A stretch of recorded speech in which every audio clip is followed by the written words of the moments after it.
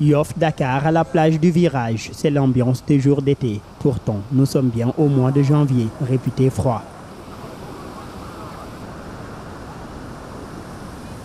Une chaleur annoncée par la météo est ressentie par ce plagiste. Ses affaires marchent bien aujourd'hui, comparées aux jours passés. On gagne notre gagne-pain ici.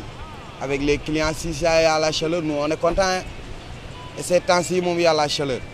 Alors, les clients viennent, il y a les Toubabs qui viennent, même il y a les Africains même qui ne venaient pas à l'hiver à la plage. Mais ces temps-ci, ils viennent parce qu'il y a la chaleur. Si ça continue, c'est bien. Une semaine de plus, et c'est nice. Croisé sur cette plage, M. Fall est venu avec sa famille se rafraîchir. Ah ouais, ces temps-ci, il fait un peu chaud là. On est là avec la famille pour que les enfants puissent se divertir. C'est vrai qu'il fait chaud. Ces temps-ci, on est obligé d'allumer les ventilos. Malgré la chaleur, Morgom pratique son sport habituel, une façon d'être en bonne santé. Il y a un dérèglement climatique et moi-même, en courant, je le sens, mais je suis habitué à ça et cela ne m'empêche pas. Non, du tout. Moi, ça me fait plaisir de suer, donc ça ne me dérange pas.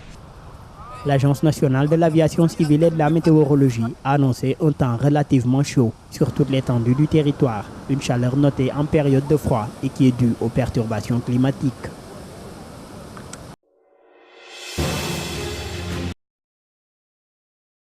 C'est que nous sommes en train de vivre, nous sommes en plein dans les changements climatiques.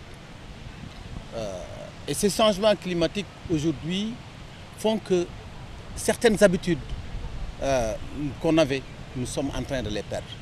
Ça déplace les cycles de chaleur, de fraîcheur, de saisons pluvieuses, ainsi de suite. Tout ça veut dire que nous devons avoir aujourd'hui une autre prise en charge de ce que nous sommes en train de faire, de ce que nous sommes en train de vivre. Que ce soit notre utilisation des matières premières, notre utilisation des déchets, mais surtout l'utilisation industrielle.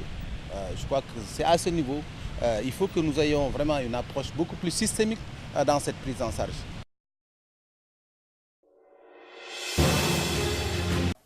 Koti Koti Yoli Yoli, c'est le temps de l'enfance. C'est dans cet univers des tout petits que nous plonge l'instituteur Ousmane Ndiaye. Il présente sa nouvelle collection Koti Koti Yoli Yoli, un ensemble de 8 cahiers d'activités destinés aux élèves de la première étape du cycle élémentaire. Aujourd'hui, avec l'avènement du curriculum, j'ai travaillé sur les activités de la lecture, des mathématiques, du graphisme, mais me référant au guide du maître, n'est-ce pas? Et tous les OS qui sont là-dedans ont été traduits en termes d'exercices. La collection est composée de 2 manuels pour chaque activité, à savoir la lecture, la langue ainsi que la communication, le graphisme et les mathématiques. En 2016, en 2015-2016, il y a des ouvrages qui sont là, qui sont disponibles, mais l'accessibilité pose toujours problème.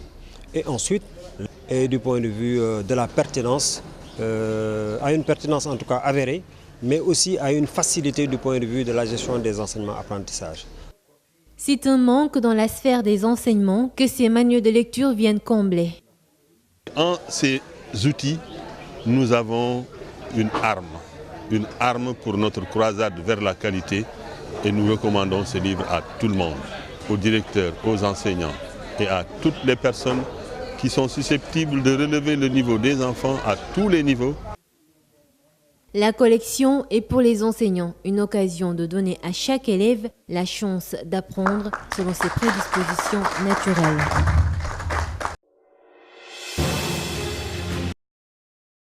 Le chômage technique des agents de Sénégal Airlines est prolongé de 6 mois. Déjà à 4 mois d'arriérés de salaire, ils ont prévu de saisir la commission des lois de l'Assemblée nationale, dénonçant une absence d'une volonté politique du gouvernement. Le collège des délégués de la compagnie sénégalaise de transport aérien relève une perte de 61 milliards en 5 ans d'exploitation.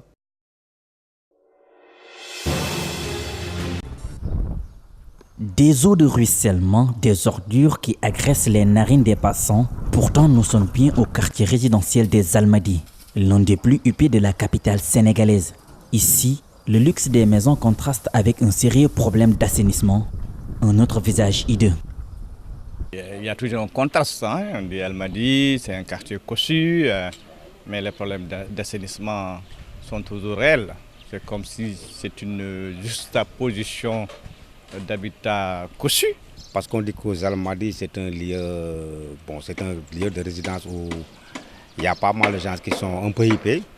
Par conséquent, on devait pouvoir penser aux assainissements avant de passer à construire des logements. Mais malheureusement, moi qui suis là, je vois chaque fois quand il pleut ici sur la route principale, les gens, surtout les véhicules, ont pas mal de problèmes pour traverser. Ils font pas mal de détours pour pouvoir contourner la chaussée. Le mauvais traçage des rues témoigne à lui seul du manque d'implication des résidents dans la politique collective. Au départ, il n'y a pas eu peut-être une politique réfléchie, pensée, donc cohérente d'urbanisation qui prendrait en charge tous ces aspects d'assainissement. Situé au nord-ouest de Dakar, le quartier des Almadies est sans doute l'un des plus beaux secteurs résidentiels de la ville. Un secteur qui, cependant, se voit entaché à un problème flagrant d'assainissement, ce qui n'a pas l'air d'indisposer ses résidents. C'est désormais officiel, le contingent de la République démocratique du Congo ne sera pas renouvelé dans la mission de l'ONU en Centrafrique, la MINUSCA. Ces soldats seraient impliqués dans au moins 4 affaires de viol en Centrafrique. À 3 reprises, la RDC n'avait pas répondu aux sollicitations de l'ONU qui lui demandait de faire toute la lumière sur ces affaires. La 4e fois, Kinshasa avait fini par dépêcher des enquêteurs, mais qui avait conclu à l'innocence de ces soldats. Ban Ki-moon a fait part à plusieurs reprises de sa volonté de lutter contre ces violences sexuelles imputées aux casques bleus qui salissent l'image de l'organisation et ses valeurs. L'Égypte a été la cible d'une nouvelle attaque terroriste.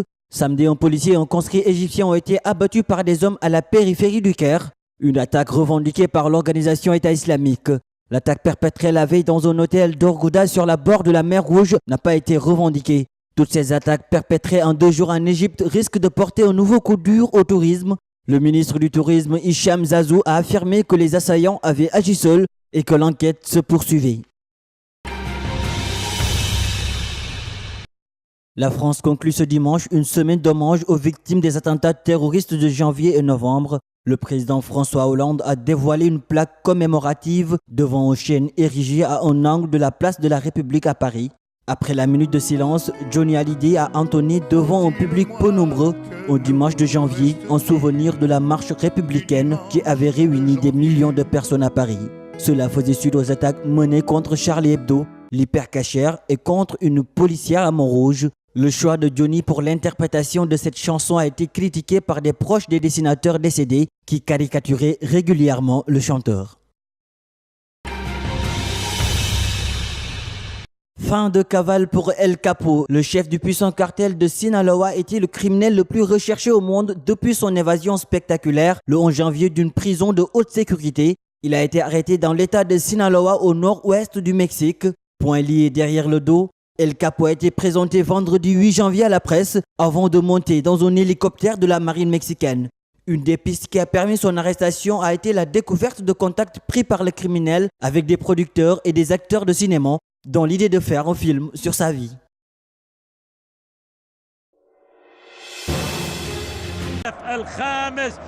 Zinedine Zidane pouvait difficilement espérer un meilleur départ dans sa carrière d'entraîneur du Real Madrid. Son équipe ne s'est libérée qu'à la 15e minute après une reprise de Sergio Ramos sur un corner. L'attaquant français Benzema prolonge le ballon au fond du filet d'une talonnade pour signer le 5e but de sa carrière en Liga. La belle soirée du Real est lancée. Le Gallois belge s'est illustré dans l'un de ses exercices favoris cette saison, le jeu de tête. Il a offert le break à la Maison Blanche en reprenant un centre parfait de Dani Carvajal avant de ponctuer son festival avec ce corner de Toni Kroos à la 63e minute.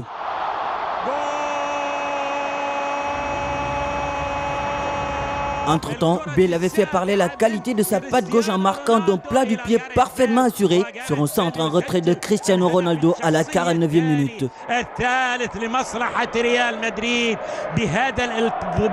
Le Real reste 3e au classement à 2 points du leader Barcelone et revient provisoirement à une longueur de l'Atlético Madrid, 2e.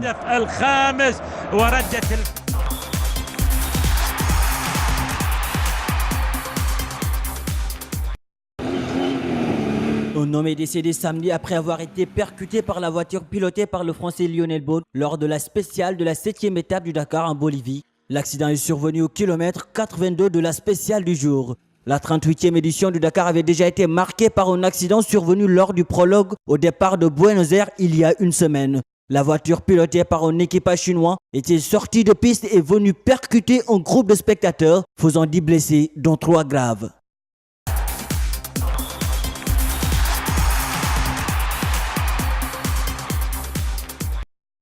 Chermeng pourrait quitter la Ligue 1 pour la Championship en Angleterre. L'arrière-gauche sénégalais à Rennes depuis 2013 a reçu l'offre de Wolverhampton, un club de D2 anglaise. Sous contrat jusqu'à juin prochain, Chermeng a la possibilité de prolonger son contrat avec le Stade Rennais, mais avant, il doit accepter de revoir son salaire à la baisse. Sur 20 matchs joués, cette saison en Ligue 1 française, le défenseur sénégalais a été aligné 11 fois comme titulaire.